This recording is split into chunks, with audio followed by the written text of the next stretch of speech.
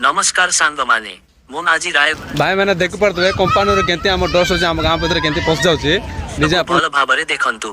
ଏହା କୌଣସି ମରୁଭୂମି ନୁହେଁ ଏହା ଆମର ଗାଁ ଗାଁ ଲୋକଙ୍କ କହିବା ଅନୁସାରେ ନିକଟସ୍ଥ କମ୍ପାନୀ କାର୍ଯ୍ୟକଳାପ ଯୋଗୁଁ ଧୂଳି ପ୍ରଦୂଷଣ ବଢୁଛି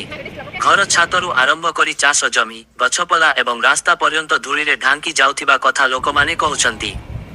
ଅନେକ ପରିବାର ସ୍ୱାସ୍ଥ୍ୟ ଏବଂ ପରିବେଶକୁ ନେଇ ଚିନ୍ତିତ ଅଛନ୍ତି ଆମେ ବିକାଶର ବିରୋଧ କରୁନାହୁଁ କମ୍ପାନୀ ଆସୁ ଅଞ୍ଚଳର ଉନ୍ନତି ହେଉ ଯୁବକମାନଙ୍କୁ ରୋଜଗାର ମିଳୁ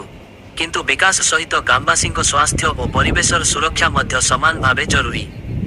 ଆଜି ଆମର ଅନୁରୋଧ ସମ୍ପୃକ୍ତ କର୍ତ୍ତୃପକ୍ଷ ଏବଂ କମ୍ପାନୀ ପକ୍ଷ ଏହି ବିଷୟକୁ ଗୁରୁତ୍ୱ ସହ ଦେଖନ୍ତୁ ଏବଂ ଯଦି କୌଣସି ସମସ୍ୟା ରହିଛି ତାହାର ସ୍ଥାୟୀ ସମାଧାନ କରନ୍ତୁ